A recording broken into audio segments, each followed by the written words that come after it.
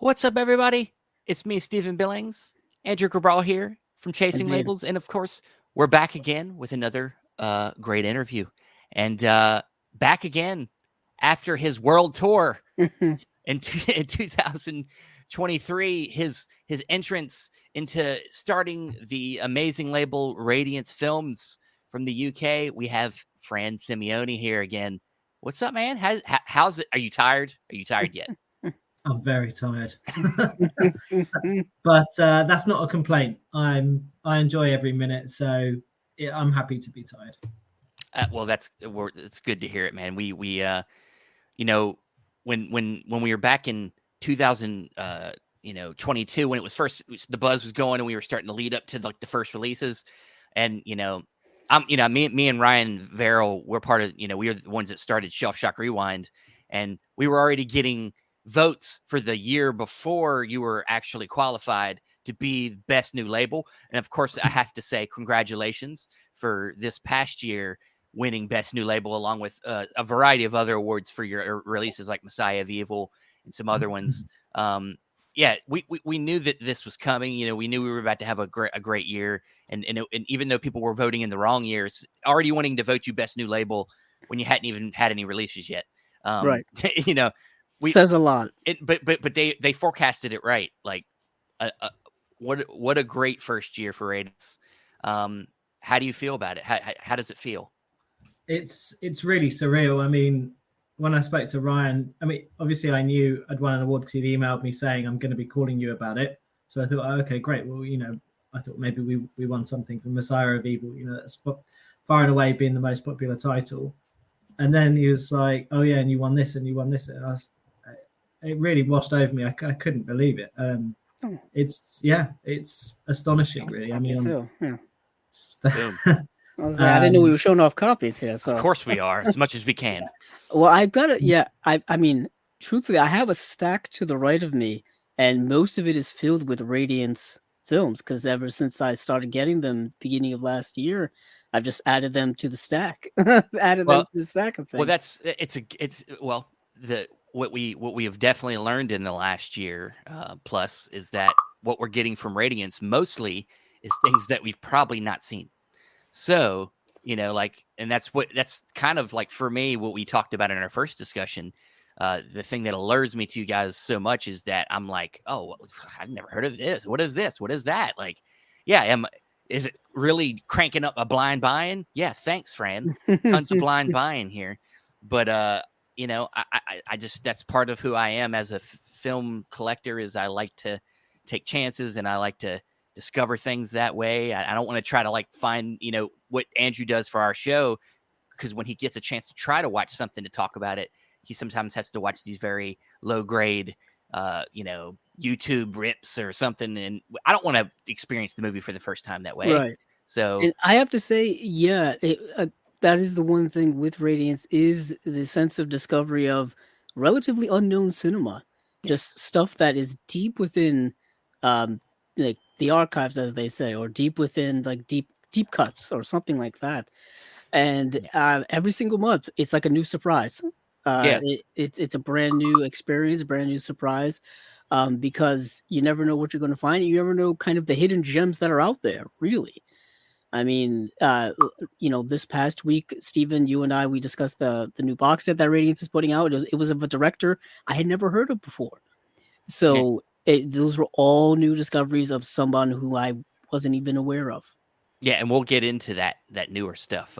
But so when you set your goals for the first year, Fran, of what you would do with this new label, did you think you would get on a good rhythm like this, like you were hoping? Like, did you foresee that? Because we've seen some other new labels roll out, and of course they don't all like roll out as smoothly as I feel like Radiance did. Did this kind of go the way you thought it would go, or were there some behind the scenes hiccups that maybe we didn't see, that, or that you played off really well? I mean, how do you feel it all kind of went?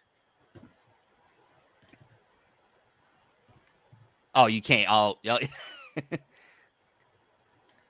Sorry, I was playing with my sound settings because alerts going on in the background. I ended up muting everything. Sorry about that. Oh, it's okay. It's okay. Did the label roll out smoothly? I mean, it's hard to say. I mean, some things have gone smoother than I'd hoped. Other things have been sort of quite frustrating, and things haven't happened. And we've had title delays. We've had to shift things around. So, I mean, that's all par for the course, though. You know, I know that's going to happen. I anticipate that. Obviously, it's still disappointing when it happens. I think that the thing that's been most surprising, really, is the readiness that people have had to take a chance on so many blind buys, and that each month I kind of get the confidence to do another round of all obscure stuff. And we chuck in sympathy for the underdog or a Hollywood title every now and again, and these are very much things that we want to do. Like as you've got Dr. Hitchcock there, that's another one. We know that's going to kind of pay the bills. But what I really want to stick to, and I don't see any reason why this would change because of everything we've done so far, is that even when we have a title that's going to kind of pay the bills, if you like, that's still something that we're really passionate about and very much want to do, and is within the mold of Radiance. So I don't see any reason why we, will need to do something where people will be like, oh, that's a bit like, you know. Why are they putting out Harry Potter movies? Like exactly. Because for us, a title that pays the bills is still relatively small. It's never going to be like, a Tarantino movie or something like that. So that keeps me happy. yeah, man. I think if you had a vision, and I know that because you've been in this industry for a while, and obviously this has been brewing in you for a while to want to do this, that hoping that your vision can come across and be accepted is probably very important to you, to wanting to keep doing this, to feel like you're able to do the things you want and not feel like pressured to find a heavy, like a movie that people are gonna just buy, and you could put out a Messiah of Evil and it be super popular and be like, yes, I knew that was right, like that has to feel, so. And I also feel, I don't know, you could probably speak to this, Fran, that the movies that you're putting out seem to be movies that you're interested in personally. They seem to be something straight from your cinematic tastes. Yeah, very much so. I mean, they're all kind of a reflection of my different tastes and interests. I did and do still occasionally wonder whether it's a bit repetitive, a bit samey, but then I sort of look at it more objectively and think, no, it's fine. I think that will be something to look at in the future. I mean, right now, it's only like, I don't know what it is, 60 titles or something. But once we're at 300 titles or something, it'll be interesting to see what that looks like. But I think my tastes are kind of broad enough for that not to be too much of an issue. I definitely never wanted to be a label where it was all very much one thing. Like it was all, I mean, I'm aware we do a lot of Japanese titles. I mean, that's just reflective of my tastes, but I never wanted to be a label that was like, oh, we only do Japanese films, or we only do like one genre or whatever. Because that's not my taste. I'm interested in loads of different stuff. So everything we do right now is very much something that I'm a fan of, something I've discovered, whether it's something I discovered 20 years ago or something I discovered 2 years ago.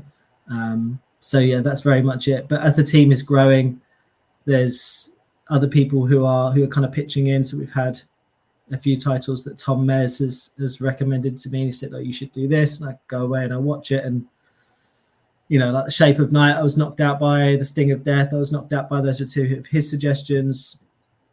I watched them and I was like, yeah, we've got to do these. These are great. And that's going to come up more and more, as I say, with the team growing.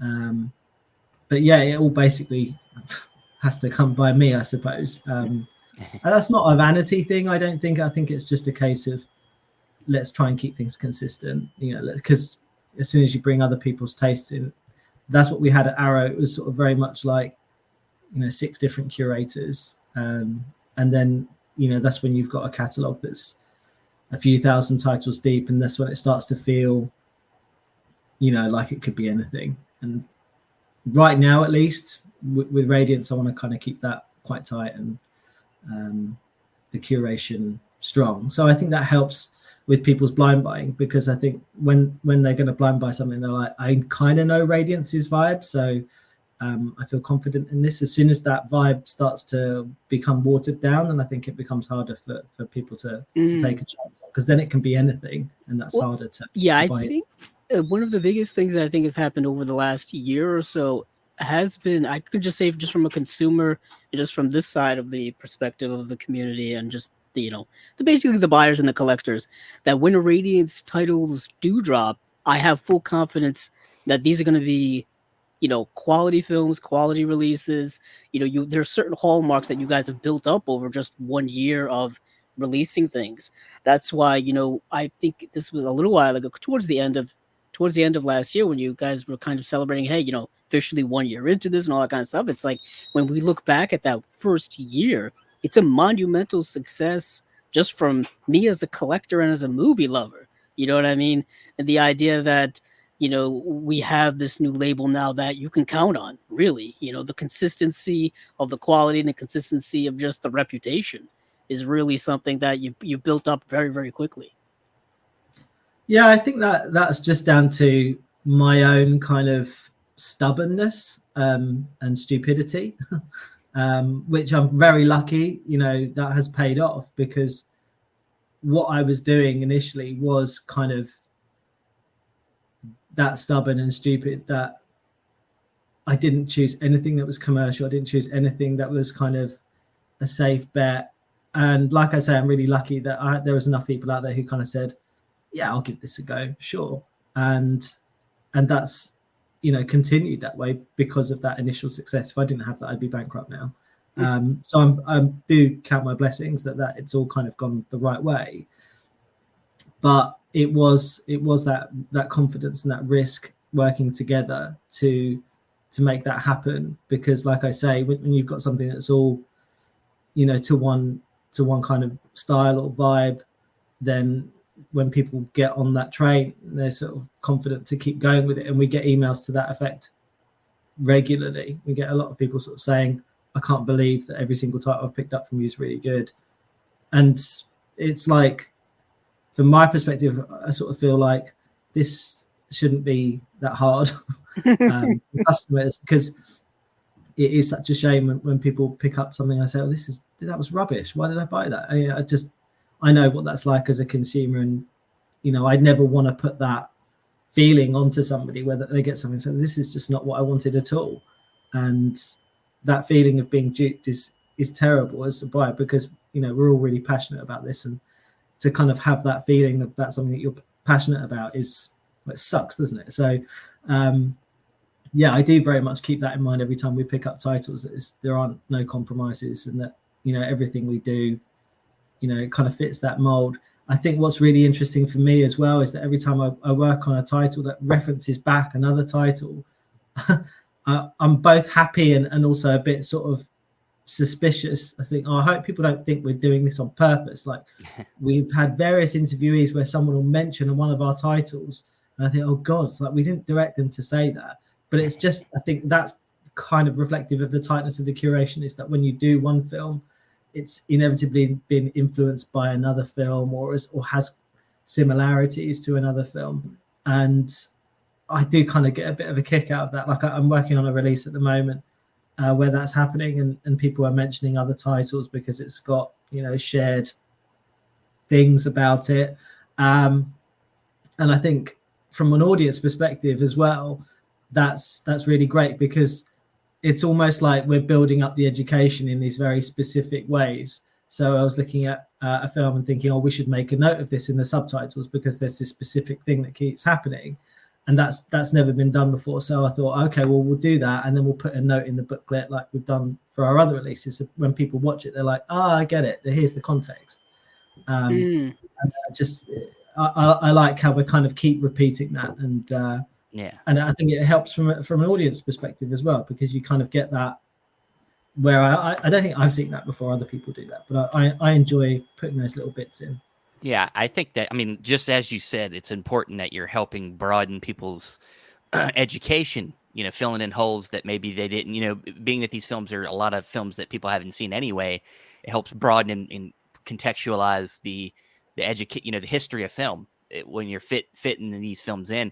And also, it also, since you're, you know, you're doing it within your own releases, it's almost like kind of keeping the universe, the cinematic universe of Radiance together, you know, and like tying it all together. Like it almost says, hey, the history of Radiance's catalog and how it influences each other and how it, you know, helps lift each other up and like, and find its place in film, it, you know, because you're almost like, even though you didn't create these films, it's almost like your little mini studios, you know, in film history that are just now rising the ashes of these films out of their place, you know, and it's, yeah, it's a cool thing. And it's a way to look at it that makes it even more exciting to delve into the features and you know, help keep your mind attuned to things as you're, you know, because I don't think it's a bad thing that you're, you know, feeling like some of these films are close to other films so far out of, I think it helps, you know, and then it gives you an opportunity later to take more risks. Yeah, Because you gotta ease your way into this. You're under 100 titles in, like, you know. Yeah, if anything, it does give that, once again, that sense of familiarity from our perspective as collectors, and that sense of like, almost as if you're kind of filling in gaps from other big genre things going on. You know what I mean? Like Getting there's Altman comedies, getting Robert yeah, Altman comedies, like things like when we're that. so used to seeing all his like Dramas. drama stuff, like yeah. Like, yeah, and not only that, but I was even thinking like Japanese cinema. I was thinking of, you know, we're so used to seeing the Kurosawas, the Ozus. We're so used to seeing these, you know, basically the film school regulars that we've come to know, the hits. But then there was all people who were working at the same time during when these big titans were working that kind of fade away a little bit, and you're kind of bringing a lot of those guys to life and filling in those gaps, so it all kind of meshes with all of our worlds, you know, whether it be within Radiance or outside of Radiance. Yeah, I mean, it's really interesting because, you know, like a figure like Tai Kato, who we've done a few releases of and have more coming.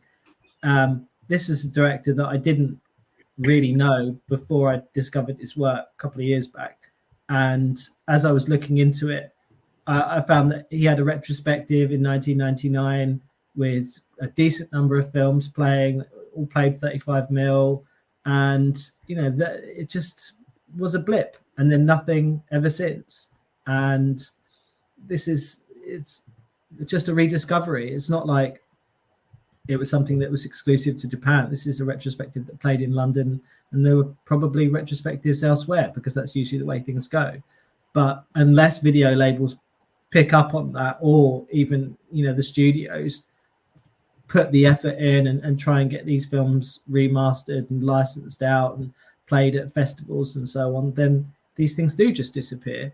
And it's difficult because you have all these great curators working all these sort of different aspects, whether they be, you know, people who work at museums or people who work at cinemas like the BFI or Lincoln Center or whatever, but they're working in their specific area and these things rarely connect. So, you know, we don't have a strong connection with the curation at Lincoln Center. You know, there's no dialogue there to say, oh, you're working on this, or maybe we can do that. It just doesn't really happen a lot. It happens when a distributor's got the rights and they pitch it to them and they say, can you show these films? Yeah, great.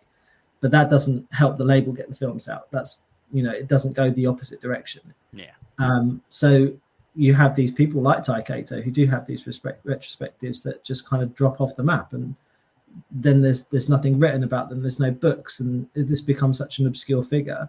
Yet he's made all these great films, and you know, people are discovering his work now and saying, "Oh my God, these are amazing!" And how did we not know about it? And it's just down to that simple fact. It's just there's loads of this stuff. So I'm really enjoying finding those things. That's what I kind of get the biggest kick out of. Because when I discovered Kato, I was like, these are awesome. How do we not know about this guy? Why isn't he sort of like much more of a major figure? But yeah, evidently there's lots of it. We say it all the time. Film is vast and almost endless, and it's things get forgotten or get kind of pushed to the side, and they're just waiting to be uncovered again, and that's what's important. I mean, like some people in the collecting community, might get overwhelmed by the fact that it feels like there's new labels being created all the time, and things like that. I'm like, well, there's just so much that's just not getting done, right? I know we're seeing a lot of re-releasing of things in 4K, and that takes a lot of the attention, and you feel like, wow, God, collecting stuff now, it just seems like we keep getting the same stuff all the time. And I'm like, dude, you're just not paying attention to the right stuff. Like, you're not paying attention. You're getting so enamored by these things that you're familiar with that you're not paying attention to these unfamiliar films and trying to, I mean, I know it's tough for people that they got strict rules. Some people are strict about like not buying things they've not seen, because they have to tamper themselves with money. Like, I get it. Like, we all do.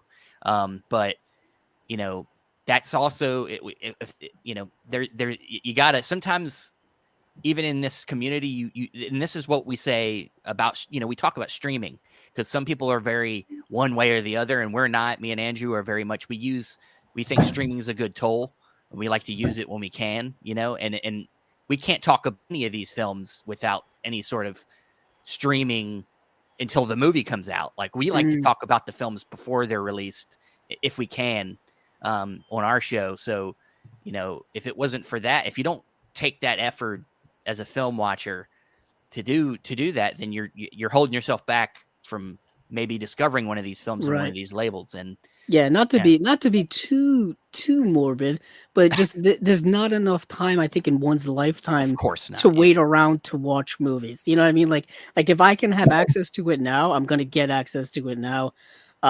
That's kind of the way my philosophy has gone over the last few years, just because of the way in which the world is.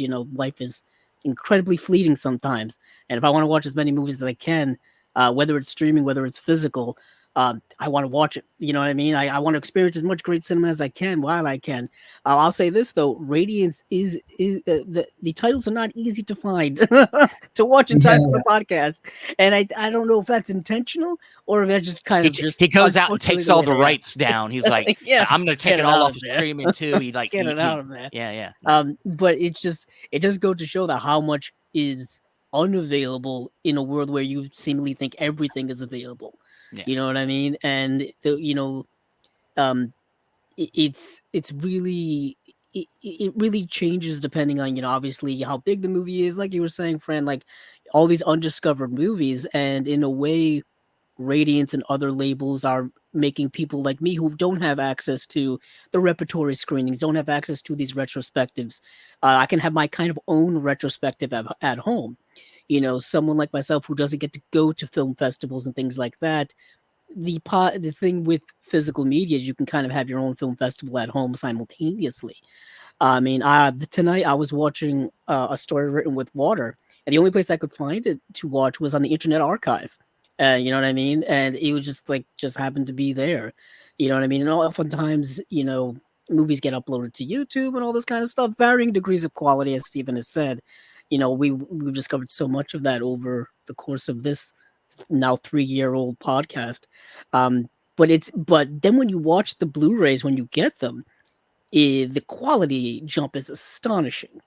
Like I was saying before the show, I just finally got into the Franco Nero box, and watching all 3 of these films, I was stunned at how incredible they look for films that came out in the 1970s.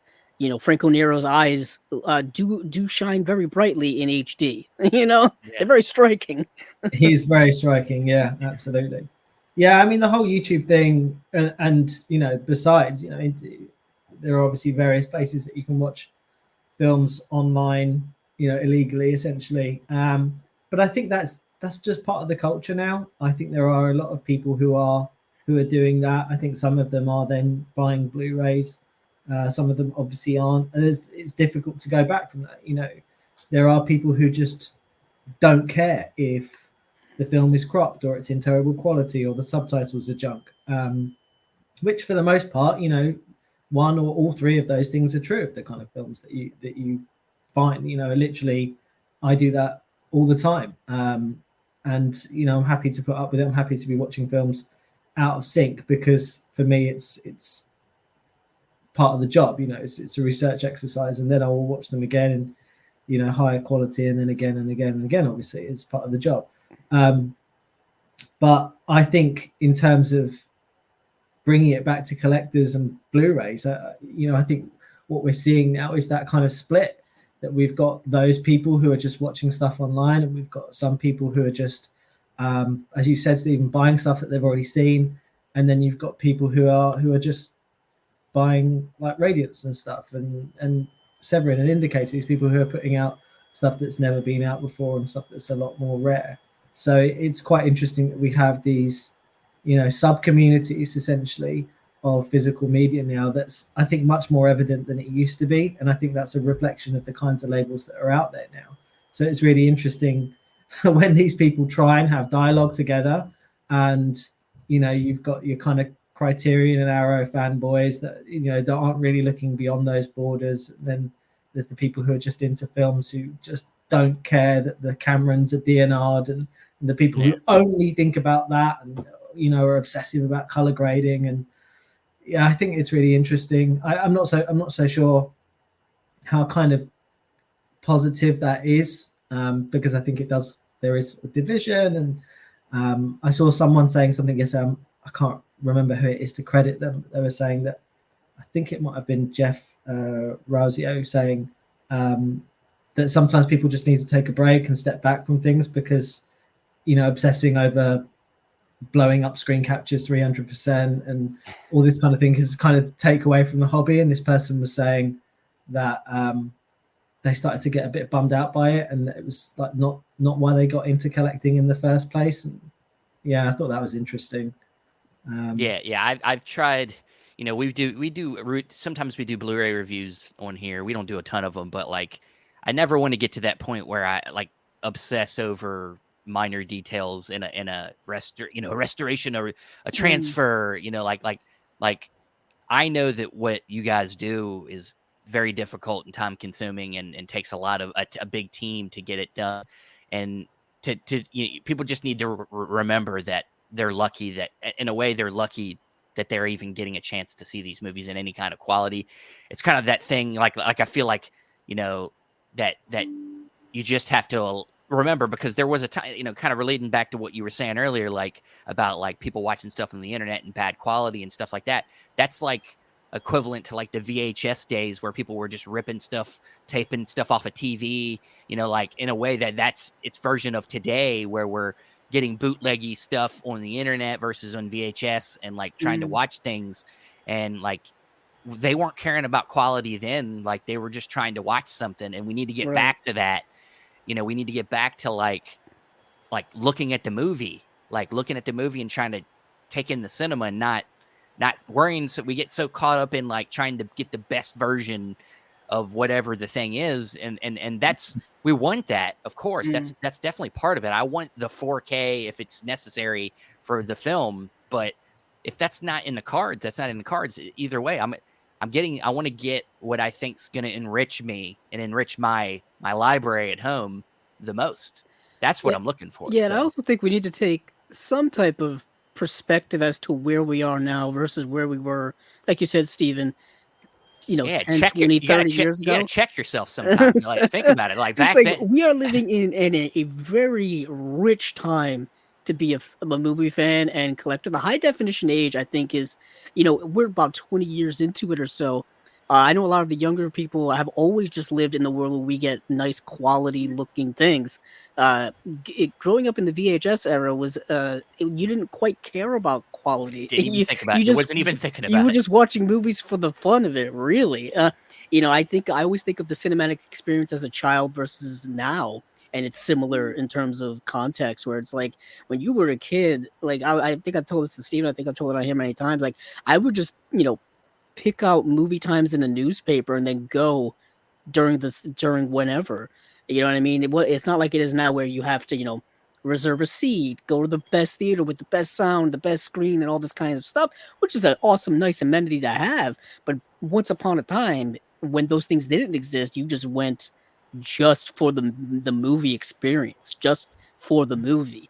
And I think now with a lot of, the varying qualities in home video, even things that perhaps you're not quite happy with, like we're saying with the James Cameron 4Ks, which everyone's talking about, the movies still, for a silver lining, do look better than they've looked in the past, for the most part.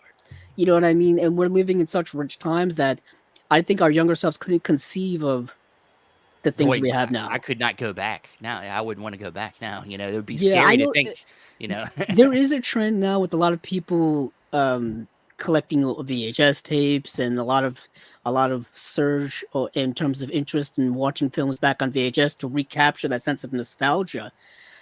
My personal feelings is like I it's nice to go back, but also watching the new, better quality things, I'm kind of spoiled by that. You know what I mean? I am very, very much spoiled by the boutique labels who I think go back and make the films look good, not for the sense that just to do it, but I think they do it with the sense of love. And I think you can kind of say things to that, friend, where you're not so much putting these movies out just to put them out. You're putting them out with a sense of, I want to give them the quality because I feel these films deserve it. You know what I mean? They deserve to look this good. Yeah, absolutely. This is Radiance is, and certainly I think it's obvious which of the other labels that have the same in common is we're putting these films out because we're passionate about them, because we are curators first, and I think business people second. I think it's fair to say. There are other labels out there who are just businesses, and they will just put stuff out, and it's just a number on a spreadsheet. And I think it's obvious who those labels are. There's nothing wrong with that. I mean, it is a business at the end of the day, and there are employees, and there's a responsibility to pay people's wages and support the industry in a wider context. So that's fine, and everyone's got their kind of thing they want to do. But it is, for me, certainly in my approach, it is just like, oh, this will be cool. Yeah, and I would like to have this product, so I'm going to do that. And I'm very privileged to be in that position. But to go back and touch on the point we were making earlier in terms of the way things are, with the way people consume releases, and talking about the more technical side of things, I wonder, I mean, I was thinking about this more actually in the context of new release films. We're thinking about how we're having a bit of a turnaround. It's sort of more independent, more adventurous filmmaking coming out and winning awards. I'm thinking of things like, Poor Things and Zone of Interest and stuff like that, where those films have been big successes. And it's not just the kind of usual Hollywood rubbish. I mean, even the rom-com that came out that did well was an interesting case.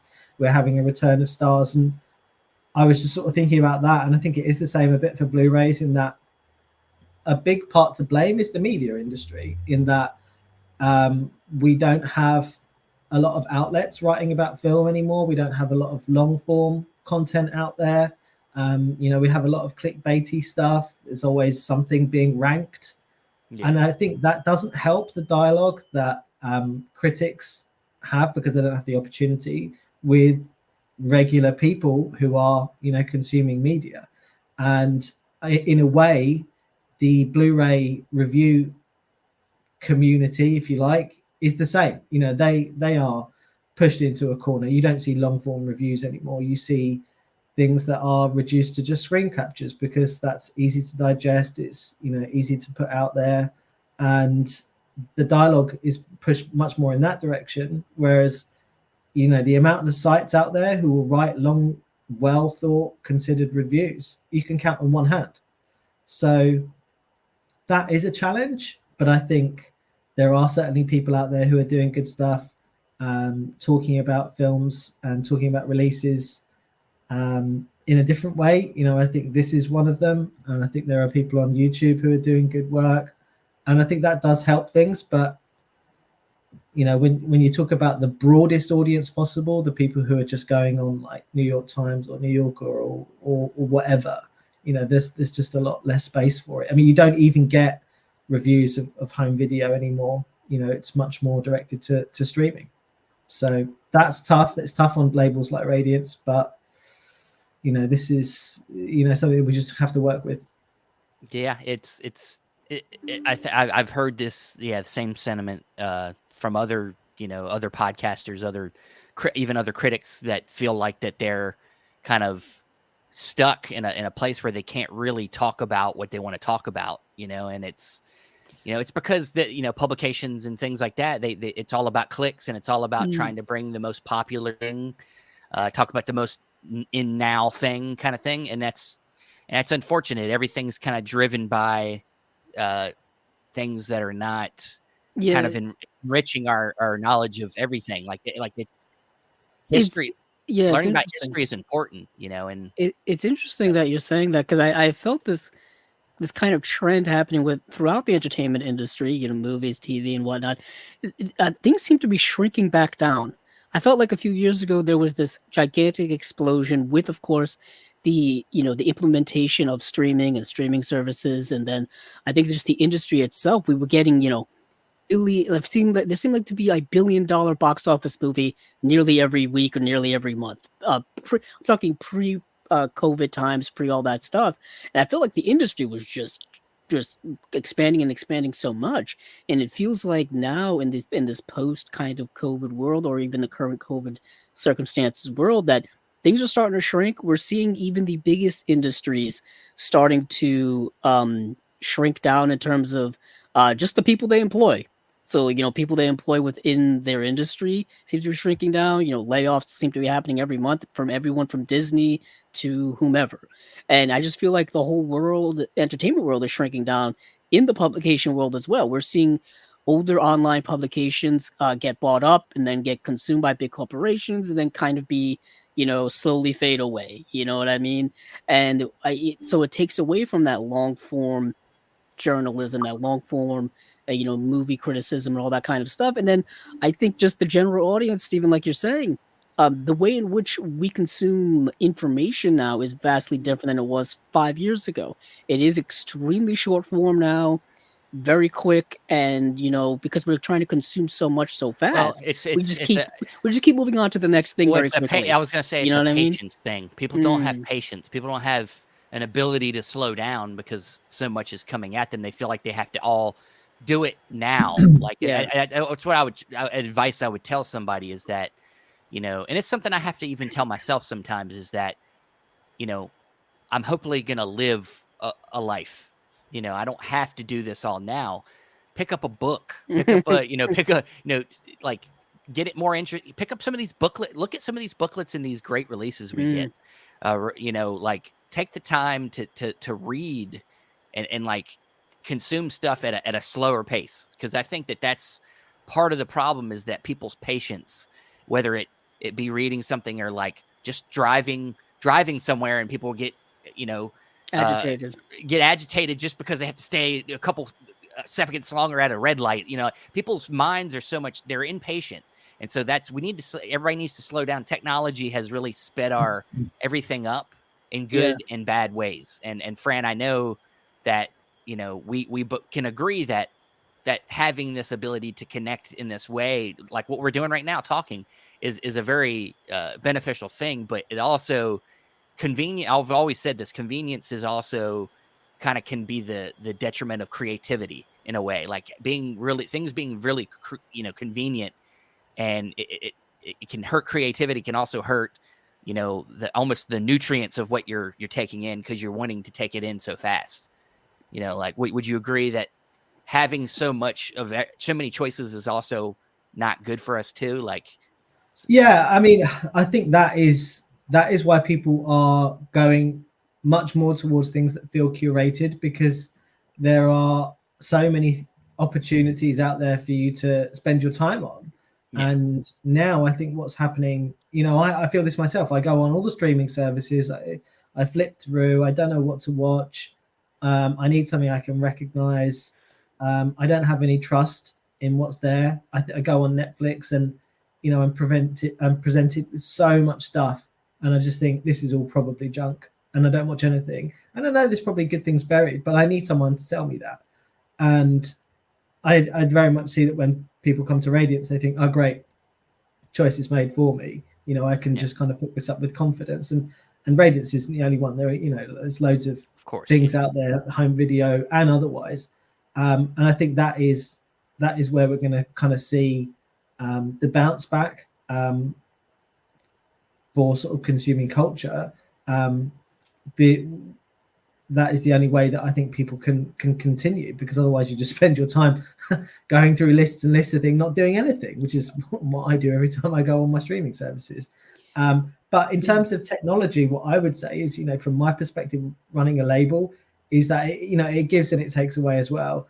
And the give that we have now is pretty amazing, because I can look at we're talking about this week. We look at things in various archives or in foreign languages, and we can just scan them with our phones and get auto translate. And the amount of time that saves in terms of, looking at, is this relevant to us? Is this something that we should look at? Is amazing. To be able to say, is this an article worth reprinting? You can scan it and read the auto translate and sort of say, oh, it's not really talking about the film very much, let's look for something else, or yes, great, you can kind of get the sense that this is a good interview or whatever, and then we'll get it properly translated, and that so much faster. We can put releases together much quicker. Whereas when I started out doing that, it was an absolute nightmare. Having to send emails to people, and it'd take a long time because they couldn't understand you. And now I just click auto translate on my email. I've done deals where I write in English and the other person writes back in Japanese or French or whatever, and we just have this dialogue in our own languages. That's awesome. I love that. And now it's just able to happen. So the technology is giving us that, and I'm astonished each time it happens. It's amazing. Yeah, I do also want to say that you do bring up the idea of kind of, how easier things move just because of technology and stuff. But it seems like this is just from the outside perspective.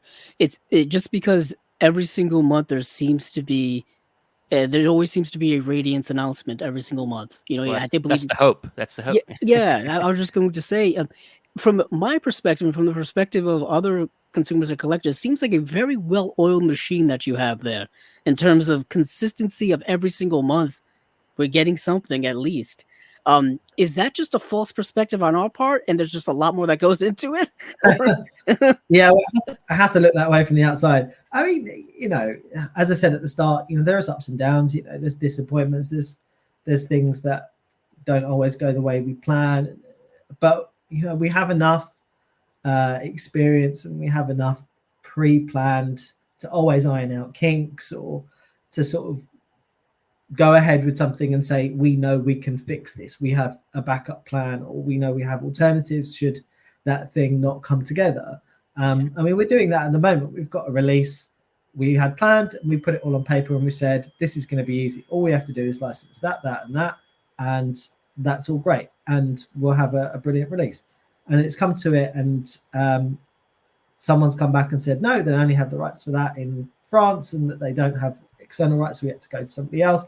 And they don't have the rights, so we had to go to yet another person. They're not getting back. And, I was thinking it might not come together. So then we say, okay, well, what can we do? We can, film somebody else. We can kind of capture all that knowledge, and, it will still be a great extra, and we'll kind of achieve everything we need to achieve. So we do that. You kind of roll with the punches, and that's the way it goes. I think what's much more difficult is when people look at that and they sort of say, "No, why didn't they get that? That's dumb." And it's like, well, if it's obvious, then there's a reason. Yeah. And sometimes it's difficult. You can't really communicate that. You can't sort of say, "Yes, we tried to get that thing, but it doesn't look good in the communication." So, as you say, Andrew, when things come out and it all looks slick, it's like, well, that's the planning. Then it has to kind of look I'm assuming you have not to go out with too many TBCs and so on. Yeah, I'm assuming you have things planned out well ahead of time, and then having contingency plans if things, like you said, do go south at any moment. Yeah. And also I think a lot of people are kind of more hip to the idea that rights issues happened. happen all the time now. Well, hopefully with shows like ours, we talk to enough of you guys, and people can start to get more of the background of how this goes. I mean, I Really, think yeah. that's And why, you know, when every time someone has a complaint online, there's and then usually a on, yeah, logical reason for it, and they just like to complain about things. they do, yeah. Like why is a movie? I mean, one of the biggest ones is like why is a movie only coming out in Blu-ray and not 4K? That seems to be a big Well, thing that people talk about. you're getting to something I wanted to bring up to Fran, was that, you know, Uh, we obviously we're, you know, so far with Radiance, we are getting, you know, strictly Blu-ray stuff, and I'm okay with it because I love I think Blu-ray is a great format. mm. But is there any thought, or like any, you working towards any particular titles that could potentially be a 4K release for Radiance? I mean, I thought Planet of the Vampires was going to be a 4K until we No. found out that it wasn't finished in 4K. They only did a 2K restoration, and that was pretty disappointing. And I was sort of thinking, well, maybe we should go back and finish the 4K restoration and do the HDR. And then I was looking at it and thinking, can we do that? And I did inquire, and they didn't get back to me, and they didn't seem to have good control over the material. There's communication issues. And then I just sort of thought, can we even afford it? What's it going to do to our schedule? The thing about 4K is it's a massive undertaking. It's, I mean, hugely expensive. But even apart from that, the time suck on it is it's like working on 3 releases. Yeah. And if we put out one 4K, that kills probably 3 other releases. And that's something I have thought a lot about, and I still don't have a full answer. But what I keep coming back to is that I don't think 4K is the be all and end all for all films. I think a lot of films don't really benefit. I think the trouble is, and I keep coming back to this about whether we should do something to explain this stuff, because I keep seeing, especially with the Cameron stuff and 4K in general, I'm seeing a lot of people sort of saying, is this normal? Should it look like this? Or why does this look like that? Or people not understanding, DNR and all this sort of stuff. HDR, when is it? When isn't it? And I think there's a lot of information out there that people just don't fully understand. They don't have access to, and I think that could be better explained. I think that would help contextualize why something is worth doing in 4K and why sometimes it's not. And I think with a lot of the films we do, doing 4K would just be too challenging. I mean, the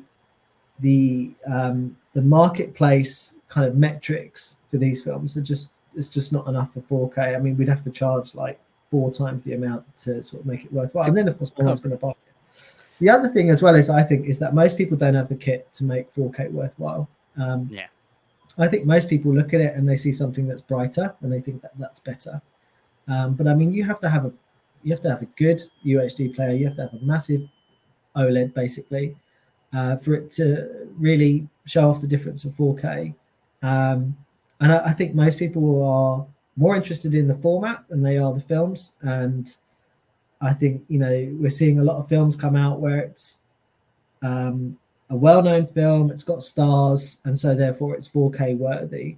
But you look at the film and you think, should that be a 4K? Do people, are people going to get much more out of this film? We're talking about films that are not particularly visually interesting. Weren't shot on, very high grade stocks or had, ace cinematographers. I'm just talking about just regular films now coming out in 4K, and I think, okay, sure. If you've got 100-inch OLED, it's going to look amazing. It's going to be like you're watching this on a 4K DCP. Amazing. But I don't know how sustainable that is for every single release. I think people have this idea that 4K is the ultimate. 4K is equivalent to 35mm film. The eye can't process more. It's the end point. Brilliant. I think that's true, but I don't think it's practical. And I don't think 4K is the last format. 4K is the last resolution that we'll have. But there'll probably be some other format, because they'll say, we can get this much data on a disk, so we can do this. And there'll be some other format in 5 years' time. What do we do then? I don't know. I mean, I think Blu-rays are going to last, and they're going to be good for another 20, years, probably, as long as the players keep being manufactured. Yeah. Yeah. I mean, DVDs are still It's a still strong people still format. doing that. You know, it's people they're I still making look at them. some of my DVDs and think, I'll never replace these. You know, Yeah. whether it's the Russ Meyer set or the Devils or the Sadao Yamanaka films. You know, some of this stuff's just never going to come out on Blu-ray. Yeah. I live in hope, of course, but you know, Of course. I'll treasure those Blu-rays forever. Gozu, a film that Yeah. we tried to license, the Takashi Miike film, that's probably never coming out. I mean, it was Yeah. shot mini DV. We found out essentially it's owned by the Yakuza, so we couldn't license it. And it was just like very awkward to have conversations about that. And so I'll be hanging on to my DVD of that. It's another one. Very much so. Sometimes, you know, there's, like you're saying, there's a lot of circumstances that go into the releases for Blu-rays and 4Ks that I don't think a lot of people know about or understand, because that education is readily kind of not really available unless like they happen to stumble upon our podcast or some YouTuber that's talking about it, or another podcast that's talking about it. That's how I kind of learned all of these things, kind of through self-education, through just people talking about it. You know what I mean? And a lot of that is not so much available, or because I've seen posts, of course, you know, the last few weeks because of the camera and stuff.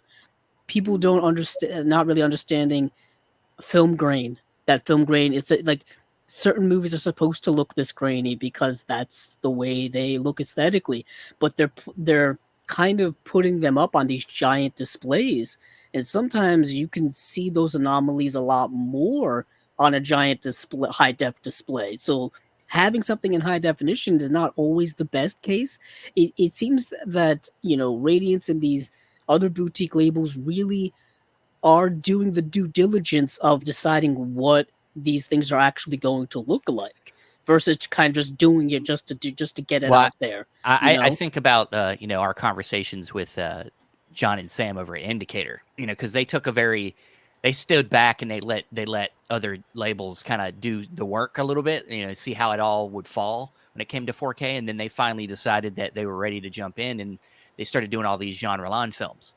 And you know, they, like you said, you know, they wanted to pick films that felt like visually they made sense to go into 4K with. Right. Now, are all the films maybe for, you know, when it comes to like thinking you're going to make some kind of money off of these, really, you know, like, yes, there are some passionate fans for genre line, but when you're talking about the type of films that they chose to go into 4K with, I think that they really, you know, were very thoughtful about that. You know, they wanted to pick things that were visually stunning, that, yeah, you know, maybe you won't get the full realization of that on just any normal 4K TV, but like, they really wanted to go for what they thought, you know, would be unique and experience, and actually would benefit in that format of 4K. So yeah, and I do like to, you know, say this to our audience and anybody else listening, that sometimes the elements are just not there to make these things possible. Sure. You know what I mean? I always talk about that this whole idea of kind of preservation and archiving and all this kind of stuff has only really been an effort now for like the last less than 40 years. Like, it's really only been from like the 80s till now that they've started to like preserve big time movies, like things like Wizard of Oz and The Godfather and you know, Citizen Kane, the big ones that everybody knows about, Casablanca, let alone trying to like preserve elements for movies in Italy from decades ago. You know what I mean?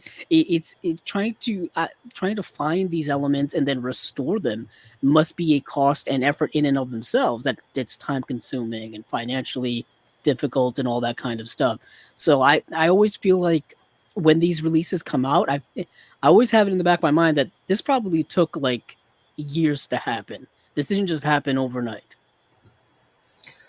Yeah, I mean, obviously it's horses for courses. You know, there's film material. You know, it's a fragile thing. It depends on how it's stored.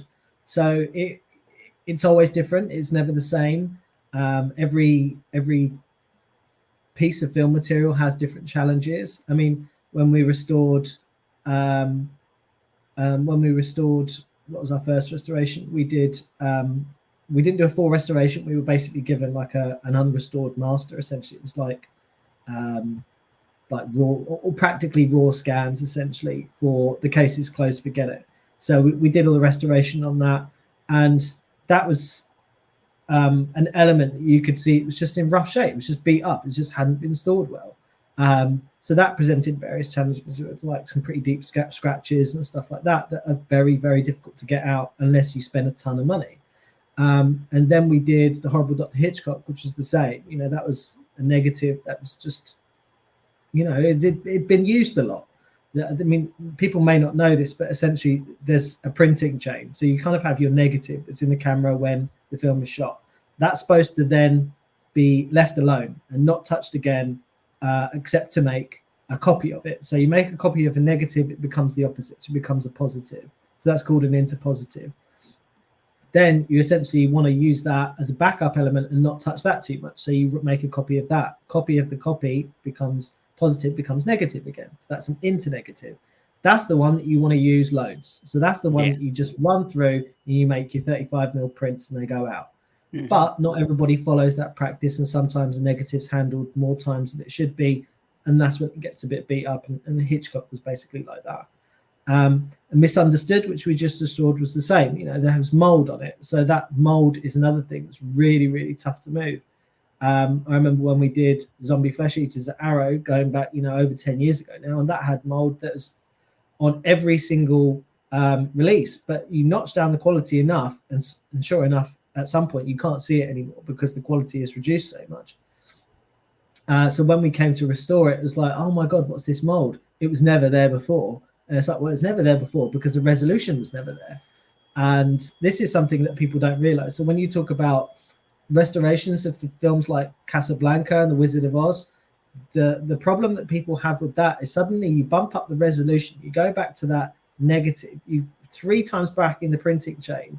So you've got resolution there that nobody ever saw before, because when you have the prints coming out, you can't see the wires, you can't see the various effects in the background. So it becomes an ethical choice. Do we paint those out? Well, the printing chain would have made them invisible, but they were never actually painted out.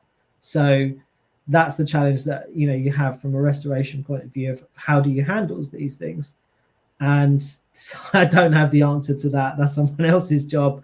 We rarely get involved in that kind of thing. I mean, most of our releases are taking in masters that are restored by other people. I think, as you said earlier, you know, we approach everything, you know, very conscientiously. We want things to look right. So we have regraded a ton of films. We make changes technically to make sure films are presented the best way they can. But, you know, there's only so much you can do. And sometimes you do get things where those changes just aren't possible or they are not feasible. 4K does play into that. It's very difficult. And the longer we go on, the clearer these things will be. You know, the 4K question is going to come up again. There are releases that, you know, are coming up in the future to think, you know, could this be a 4K? But there's nothing definitive yet. So I don't know if we're going to have 4Ks. It's not gonna. I don't think it should hinder anybody's continued alliance with Radiance Films. It's not gonna stop me from buying them. Well, actually, I mean, I can't remember if I put this on the website. I think I did, but it's in our FAQs, I'm sure. Is that I wrote, if we do a release, we're not going back. So if we've done a Blu-ray and a UHD could be done, we'll do that UHD then and there. Yeah. We're not going to do it later, so you won't see our titles upgraded. It's one release, and that's it. We definitely appreciate that. I feel like you feel like you're getting the best version of what you could get at the time. Exactly, because our licenses are short. You know, they're usually like 5 to 7 years. We're probably, you know, I think in the state of the industry at the moment, we're probably not going to renew. It is just going to be what it's going to be, and that's your time to get it. Once it's gone, it's gone. And unfortunately, I don't, you know, it does. That's the reason that all the releases are limited as well. Is that I just don't think it's viable to keep films this niche in print forever. I mean, there's going to be exceptions. You know, The Hotspot is going to sell and sell, and you know, Messiah of Evil is going to sell and sell. But for the most part, you know, that's it. And that's something I was very clear on when I started Radiance, is that I didn't want to be involved in going back and saying to people, oh, hey, we've, you know, bumped this up and it's a new restoration. We have to buy it again. You know, I find that annoying from a consumer perspective. But it's also, if you look at this also as like, you know, the life of physical media, having like a circle of life, if I take a reference from Lion King, when Radiance get, you know, when, I'm not saying this will happen anytime soon, but if Radiance ever, like, you know, dies out and is gone, well, another label can pick up where it left off, hopefully rise and maybe take on some of the title. And there's all these other labels anyway. I Well, mean, we've there's seen always, that. We've seen that yeah, happen I mean, already. I mean, we see that happen yeah, all the time now. I think Steve and I have reached a point. We've been doing this for so long. We're seeing titles get re-released from other companies all the time there's always because another company, because you the know? licenses, like you said, friend, the licenses lapse and then people scoop them up. And I always assume that there's just like a great bidding war for licenses. Like everyone kind of just like fights it out. It just Yeah, is. it's usually a silent and blind bidding war, but yeah, I mean, if the title's popular enough, yeah, there can be various people going for it. And, you know, I think as you kind of imply there, Andrew, is that, you know, this is a global market. So release can pop up in another territory, and, you know, that might be better, or it might be a newer restoration or whatever. You know, there was a title just announced that's a 4K that I nearly licensed for Blu-ray, but I didn't in the end because the licensor couldn't guarantee me a long enough term. Their rights were expiring, and I count my blessings that I didn't license that, only to have someone kind of come up with a 4K later on. So that is always a risk. But like I say, you know, whenever we do a release, it will be the best it can be at that point in time, and that's it. That's what it's going to be. And Well, I think, yeah. you do hope that you even if that does happen, which has happened with Radiance, you know what I mean? We've covered, you know, something that you guys announced, yeah. and then someone will announce that they're coming Dr. out with it. Hitchcock, we brought it up earlier. Yeah, Dr. Hitchcock, literally. Yeah. But also, it feels like you can hope that one, brand loyalty is definitely a thing amongst collectors, you know, and also that you're going to put something unique into that specific release, which is going to attract somebody to it. You know what I mean? I Yeah. mean, whether it be that brand loyalty, whether it be for me, it's always a special feature. If there's an exclusive special feature, or if there's a special feature that really piques my interest, I will gravitate towards that release versus another one. You know what I mean? Yeah. I think, as we were saying earlier with the 4K thing and with the audience thing, is that we've got these different pockets of people who are like, oh, I don't mind how much I spend as long as I get the absolute best. And for them, best means higher resolution. So they're going to get 4K. But then there are other people who say, well, I don't want the 4K, or I don't want two formats. I just want the thing. So they'll buy the Radiance.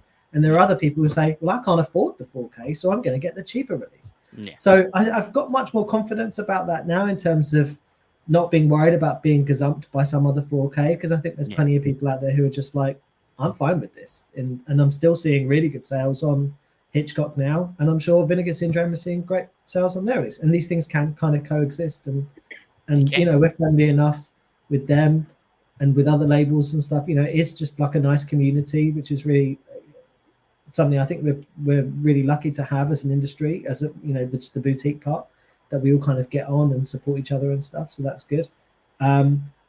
But I think that's much more prevalent now than it ever was before. I think I see a lot. You see this on Reddit, the whole people showing their stuff that they've thrifted and all that kind of thing. And, you know, the economy's not in a great place, so I totally get it. And I think that's quite fun, actually, to sort of say, yeah, you know, I got this like decade-old DVD for $1 or whatever. You know, great. I would say this: the world of collecting. The pricing changes, but also the things that you once paid a certain amount for don't hold their value over time, because the whole world of home entertainment just evolved so rapidly and so much over the last 20 years that DVDs I bought for $30 at one point are now worth like 10 cents. You know, it's really it's really wild. I mean, I don't want to go off on this because Steven doesn't like it, but the world of TV is even worse. TV home entertainment. You know, things that you used to buy. He could go all day up talking about classic television. I was thinking about this the other day. I was talking to a friend. You know, I used to buy, you know, you would buy complete, you know, season DVD sets or Blu-ray sets for like $50. And then you go to trade them in a couple of years later to see what you can get for them. You get like $5, maybe. Yeah. And it's like, well, I think that's especially true of anything that's mass produced, and TV usually is, you know, because it was so popular. I mean, I remember hearing, because we worked with someone who who was at a company we were licensing from, and he used to be the main guy at Warner Brothers. And I don't know whether this is just unique to the UK or influenced everywhere else, but he basically pioneered TV on home video because he was working at Warner and his daughter said, "Oh, Dad, I really want to watch Friends." And it was like, "Well, it's a TV show, you just watch it on TV." And she said, "No, I want to watch it again." So he basically was inspired by that and said, "Let's put Friends on VHS." And it was a massive hit. And basically, so I'm led to believe, before that, TV just wasn't a home video thing. It just never happened. And the success of that basically meant everything on TV kind of followed, which I thought was really interesting. And I think that's, I would say, in a TV. way, it's a bit similar to what's happening now with people being much more interested in niche stuff. And I think it just comes back to that same sentiment of, I just want to watch it again. I want to kind of protect against not being able to have this in the future. And I think people are seeing that from the streaming thing of like, oh shit, it's gone. And even down to, stuff that's on Netflix or made by Netflix. It's the same, like strange people panicking about not being able to watch Stranger Things or whatever. TV, the history of TV and home entertainment is relatively short compared to movies. But, movies have been on home entertainment, I would say, from the 70s until now. TV is more like late 90s until now, I would say, if I was just guessing time frames. I remember back in the day when TV was put on VHS for the first time in the 90s, and it was a revelatory, but it also was super expensive, like very, very expensive, as opposed to today. And even what's interesting is I feel like that market came and went so fast, and streaming, I think that was their first kind of thing that they knocked out in the war of home entertainment. Was like they grabbed the TV market and were like, we've got all the TV now, you can watch it anytime you want, come watch. But even now, like we said, like the availability of it seems to be very up and down. I just saw people on Twitter today talking about that I think Netflix is taking off the first three John Wick films from their catalog, at least here in the US. And people were bemoaning that. And then, of course, you get all the physical media collectors be like, yeah, I don't really feel your pain. I mean, it's a little bit to gloat about and relish in people's discomfort, I guess, but it's a little something. How many times have we seen them movies by now? I'm sure people that watch the John Wick movies, you just have them on in the background, him kicking people's ass all the time. But it's one of those things where, once again, something that you think is always going to be available easily, like right away, like everything's available. Everybody says it's going to be gone. Something as popular as a Keanu Reeves action movie disappears. I mean, I think I kind of think about this a lot. Obviously, that's part of the job, and I think about it with my own collection as well, because a lot of my collection, I'm very fortunate. I get given a lot of stuff, so a lot of my collection is not of my own making. It's just kind of there. I have access to it. So in terms of what I buy and what I choose to keep, especially, is really sort of makes me think about how I approach my own collection, and then think about how other people approach their collections. And my whole thing now is like, I'm fine not owning John Wick. When it's available on streaming, I'll watch it, but I'm fine not having access to it forever. But my favorite films in that genre, I think, I need to have that, because if I get the urge to watch, The Samurai, I need to put it on right there and then. I can't handle not having instant access to that. Whereas things I'm not, a huge fan of, things that are more Hollywood, I think, that's going to be around. Yeah. Whereas the stuff that's I suppose more like what I do, that's probably not going to be around. I've had a similar thing happen with me with like I bring it up sometimes. I'm like, growing up, I watched all the Rocky films a lot, but to this day, I do not own any of the Rocky films. Like I've seen them so many times that I'm like, and I always intend to eventually buy them, and I'm like, I just have never gotten around to it. And I'm like, because it's not like, if I want to watch them, I can just go back to them in my head, and I'm like, I can replay that home, like I can replay them in my head, and not that means I don't want to have them. It's just, it's one of them things. It's not what drives me as a collector right now to own things that I've seen tons of times, and I just replay them in my mind. But Yeah, I'm exactly the same. My Yeah. one is the one that instantly came to my list was Back to the Future. I'm not even sure I own that on Blu-ray. But if I want to watch those, I can actually watch the whole trilogy in my head. And I think what's difficult for me with that kind of stuff is that if I do get to the point where I think, no, I want to show my kids it or whatever, sure, I'll go out and I'll buy it, and the studio release will be horrible. It'll be like, because I'll have bought it so much later. I'm sure they did a nice version, but at the point I'm buying it, it's the cheapest, tackiest rubbish you can get. Yeah. And then I think, oh god, I don't want to own this. It's like rubbishy packaging, rubbishy artwork, and then it just makes me so frustrated. And I think, oh man, I'd like a Radiant style, nicely put together, nicely designed, nicely. Yeah, being in this world, we become like how you have friends that are like wine snobs. Yeah, and you're like, we get physical media snobby. We're like, God, the packaging's just not for me. Okay, it doesn't taste right in my mouth. It doesn't taste right. We do get very spoiled with Radiance, with all that stuff. That when we do go back to buying mainstream release, like a new release that comes out on a Tuesday here or wherever. Everyone's new release day is different, but you see the difference right away. You know what I mean? Like they'll have one extra on there. No mainstream studio does commentaries anymore. You know what I mean? But thing is, the prices still stay the same or get more expensive. Yeah, for me, it's the whole thing as well. I mean, I find a lot with studio releases is that you have to sit for a bunch of logos. It takes ages to get to the menu. Menu work, like there's one studio I won't mention that their menus are just rubbish. It's just like, why does it work this way? Why can't you just do it simply? And it's just like, I can't remember what the thing is now because I haven't watched one in a while. But yeah, it's just something so basic that it's just annoying.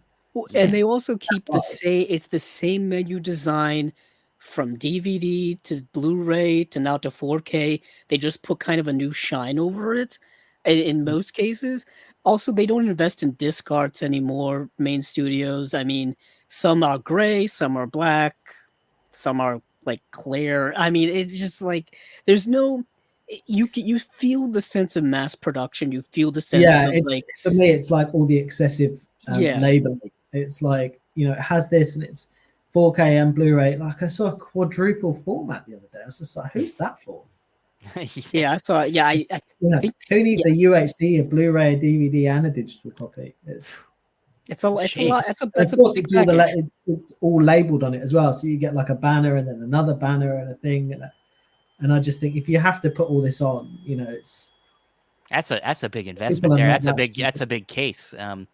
I think it's like a DVD case too, which puts me off a little bit. I'm specific with those things. Like I want a Blu-ray in a Blu-ray case, for the most part, unless it's a boutique thing. The clear cases I actually really love. The ones that Radiance do and the other companies have adopted as well. I think that's a nice taste. Yeah, it looks good. But I do want to. I do want to finish up with you, Fran. That one of the we kind of went back to it earlier. That you talked about how you with Radiance, you feel like sometimes that you're you're doing a lot of Japanese films, maybe you're doing a lot of Italian films. I think this set right here was one that really I enjoyed. I still got to watch the last film in it, but I think this to me is like a really a spotlight of I think what's great at what you're trying to do. And I want to ask you, are there any films that you could, I don't need to know the film obviously, but any countries, because you used to do this, you would tease the countries that you were signing for future releases. Are there any countries that you have not explored yet that are going to get a release this year from Radiance that you can tease us? Like anything you haven't went into yet? I mean, I think every country we're releasing from has been announced previously. So there's no new countries. Okay. I don't think. No. I know I'm hitting you on the spotlight. It's hard to bring it up, but yeah, I mean we've done quite a few countries already. I think the countries that we haven't done yet, that I do want to do stuff from, are either in the future or they're just problematic. Like I'd like to do some Greek films, but everything so far that I've done Greek has just not worked out. Yeah. I'd like to do in future. I'd like to do a Greek weird wave collection, but Okay. I don't know enough about that to curate a set. Yeah. Because when I curate a set, what I like to do is I like to read up about it, watch a bunch of films, and then choose. Yeah. So for World Noir, like I watched about 100 noir films from around the world, and then broke it down into all these collection ideas, and then I have the kind of flexibility to say I can choose like 3 of these 5 or whatever, and then the others all go into a future collection or whatever. So that's how I basically curate any set. Like I'll watch a lot more that's in than is in the set, and I think that kind of gets the best results, because otherwise, if you just choose the thing, it becomes more risky, because if one thing doesn't work out, or if you chose something there's actually a better alternative, then you're kind of shooting yourself in the foot. So in terms of countries, it's just down to my own time. Like anything that I haven't explored yet is probably just because I've been watching 100 noir films I'm not going to release. But that's the kind of the way it goes. I mean, I'll watch like 10 films and then choose one to release. You know, there's just that kind of quota that I just have to go through, really. Yeah, well, that tells us that how involved you are. You know, that it's almost like your letterbox or something. Like you're like, what you're watching now is getting released at Radiance. And I love the idea of this, that, you know, we've gotten, I love, me and Andrew are big fans of noir, and we probably both collect as much of it as we can. And, you know, we love when we get like, you know, studio specific noir sets, you know, certain filmmakers, whatever it may be. Right. But this right here really opens it up a lot. And I think that's, I do like the concept of world noir. Yeah, so it doesn't box you into any specific place, any specific time frame. It really opens up literally the entire world, which I guess was probably the concept behind it. But it helps open up the idea that noir is not, it's a movement. You know, it's something that you know, kind of stemmed from German expressionism, and then it kind of hit the world. You know, of course, we like to focus on American cinema in noir because it was exploited so much, you know, but other parts of the world did it too. Yeah, I was wondering how many people's heads was explode when that came out, and it's like, no, it's not noir. It has to be this. It has to be that. But I mean, I thought that's what was so interesting. And yes, Andrew, you know, the whole thing was to give me greater flexibility to do films, which I think are really interesting, that will challenge people and will say, okay, well, maybe this isn't quite a noir, or it's got noirish aspects to it. Like, I think The Facts of Murder is like that. It's definitely got noir aspects to it, but then there's other things in there as well because of the period in which it was made. You know, there's hang-ups from neo-realism, but then there's things that anticipate the giallo as well. And that's why we did the extra on it, you know, in terms of how giallo informs noir. Because I read this great essay by Mary Wood, who was actually one of my lecturers at university, and she was big into this, and I think quite a big influence on, you know, where my kind of watching went. Her idea was basically that Italy never established a noir tradition because of the giallo, basically.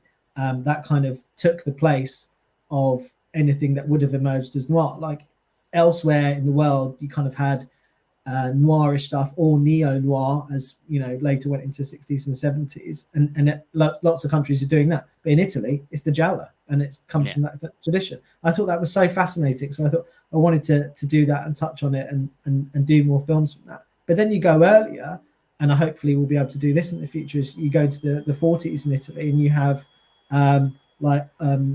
Visconti's Obsession, you know, which is The Postman Always Rings Twice, which is a noir and was remade as a noir.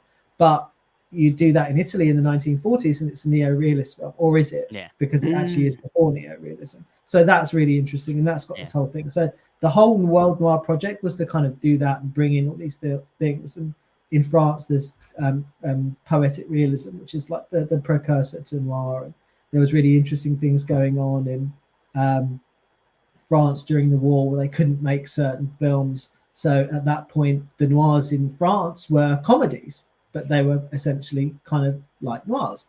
So there's all this stuff like I'm fascinated to dig into, and World Noir 2 is going to be coming out soon, and I think that's I debate as to whether or not it's actually better than World Noir 1. It depends on your taste, but that's a tease. My whole thing is that each set is like they're all really good. I don't want to get into this as essentially with the label that anything's like a filler. So yeah, that's exciting. Well, I love that, man. I love that it's almost like we're a revision of film history, looking back at it and being like, hey, we labeled this one thing at one point, but let's look back and let's see if we feel the same way. And it creates great conversation around films to look at, to put it in a set like this and be like, well, we think this might kind of fall in the noir, kind of. I love that. I love that, and I can't wait to see what the next crop of world noir films you'll put in there. But Fran, we feel like we've taken a ton of your time. I know you're busy. You're probably restoring a film on the side right now. I was actually launching the sale. We're having a sale, a little mini sale this weekend. I noticed your site was down. Yeah, I noticed the site was down as well, and I kept refreshing. I'm like, what's going on here? One of my colleagues is sort of managing that side, but he didn't have all the permissions, so I was having to click a bit in the background. But it has been a pleasure. It's always good to talk to you guys. Oh yeah, awesome, of course, man. And we loved it. We'll definitely have to bring you back in again and talk about, maybe this time next year we go over the, of course you'll probably win some more Shelf Shock awards. I know it's going to have your release. People were fans. People were rabid about Radiance. I've seen it online, and I hope for continued success, Fran. And thank you. Thanks again for taking the time to talk with us. And we hope you have a good rest of your day. Thank you very much. You too, guys.